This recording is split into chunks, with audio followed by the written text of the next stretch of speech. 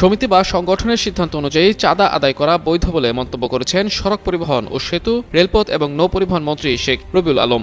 আদালতে বসে চাঁদাবাজি করে তো বলছে আমাদের তো আরও সুন্দর, আমরা তো ঘরে বসে চাঁদাবাজি করতেছি। ইনকলাব বাংলাদেশ চাইলে ইনকলাব বলা যাবে না, ইনকলাব করেই তো আপনারা আসলেন। চাঁদাবাজি যে কথা বললেন, এখন সড়ক মন্ত্রী নিজেই বলতেছেন এটা চাঁদা না, এখন আমরা কি করবো?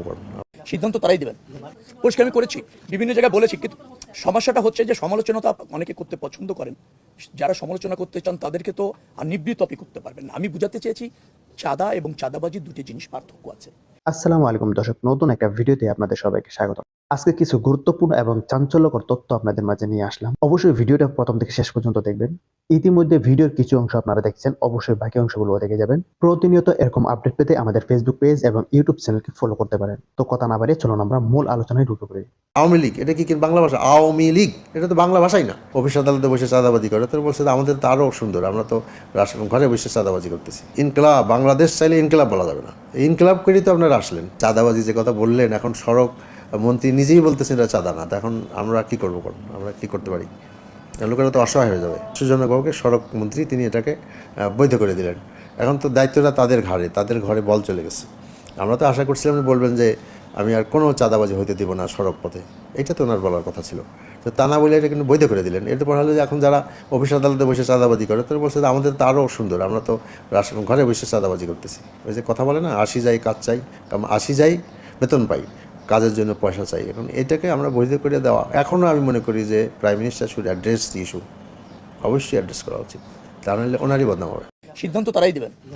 পরিষ্কার আমি করেছি, বিভিন্ন জায়গায় বলেছি, কিন্তু সমস্যাটা হচ্ছে যে সমালোচনা তো অনেকে করতে পছন্দ করেন। যারা সমালোচনা করতে চান তাদেরকে তো আর নিবৃত্ত আপনি করতে পারবেন না। আমি বুঝাতে চেয়েছি চাঁদা এবং চাঁদাবাজি দুটি জিনিস পার্থক্য আছে। চাঁদাটা কোনো সময় শ্রমিক এবং মালিকদের স্বার্থে তারাই নির্ধারণ করে, মানে আমি বুঝাচ্ছি সমঝোতা করে তারা তাদের কল্যাণে কালেক্ট করে তাদের মতো ব্যয় করে, তাদের যে প্রক্রিয়া আছে সেটা তারা অনুসরণ করে। আর সেটা একটা কোনো জায়গায় এটাকে চাঁদাবাজি বলাটা কঠিন। চাঁদাবাজি আমি বলতেছি চাঁদাবাজি হচ্ছে সেইটি যেটি মানুষকে বাধ্য করে জোর করে নেওয়া হয়, তাদের নির্ধারিত প্রক্রিয়া না, কোনো অবৈধ শক্তি সেটা করতে চায়, সেটা করার কোনো সুযোগ নেই। সেটার করার আমাদের এই মন্ত্রণালয়ে থাকবে না, যে কোনো মূল্যে আমরা সেটা তার হতে দিব না, সেটা আমাদের অঙ্গীকার। কিন্তু যে চাঁদাটাকে কোনো সময় চাঁদাবাজি বলা হয়, সেটা অনেক সময় সমঝোতা তারা করে নিয়েছেন পরিবহন মালিকরা, তাদের অর্থ তারা এই হারে কালেক্ট করে তাদের এই কল্যাণে ব্যয় করবে, সেটা আমার জায়গা থেকে রহিত করাটা কোনো সুযোগ থাকে না। আমি সেটা মিন করতে চেয়েছি। না আছে আপনি দেখেননি না, আমি মালিকদের দিয়ে বসছি, একটু শোনেন না প্লিজ, আপনি তো দেখেন না, এটা দেখার বিষয় না।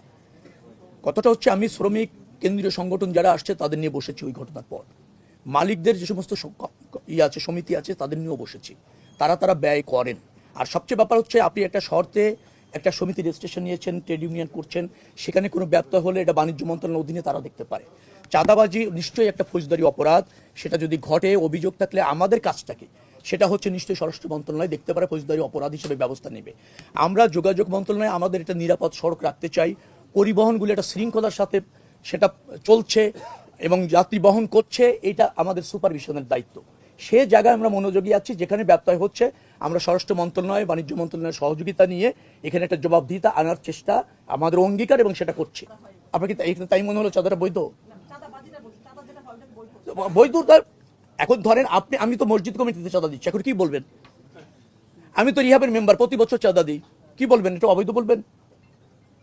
আমি জাতীয় নির্বাহী কমিটির মেম্বার, আমার পার্টিকে একটা নির্ধারণ করা আছে চাঁদা দিতে হয় বছরে এই কয়টা টাকা, অল্প কয়টা টাকা, আপনি কি অবৈধ বলবেন? আপনি অবৈধ বলে বলতে পারেন, আমি তো আপনাকে জড়িত করতে পারবো না। আমরা বলতে পারি যে আমাদের ঢাকার যে ট্রাকগুলো ঢুকে কয়েকটা জায়গায় দাঁড়িয়ে যে টোকেন দিয়ে নেওয়া হয়, এটা আসলে আমি তো বলছি না, আমি বলছি ট্রাক মালিক সমিতি তাদের কল্যাণে যে টাকাটা নেয় তাদের মধ্যে মিটিং করে নির্ধারণ করে সেটা বৈধ।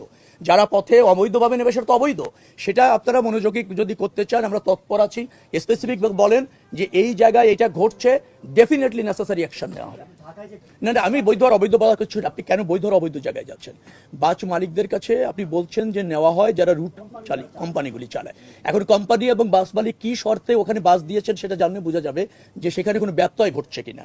এখন কোম্পানির সাথে যদি বাস মালিকদের ওইরকম সমঝোতা থাকে, তার বাসটি ওই রুটে চললে তিনি 100 টাকা দিবেন, আমি জানি না আছে কিনা, থাকলে তো আপনি অবৈধ বলতে পারছেন, উনি অ্যাগ্রি করেছেন।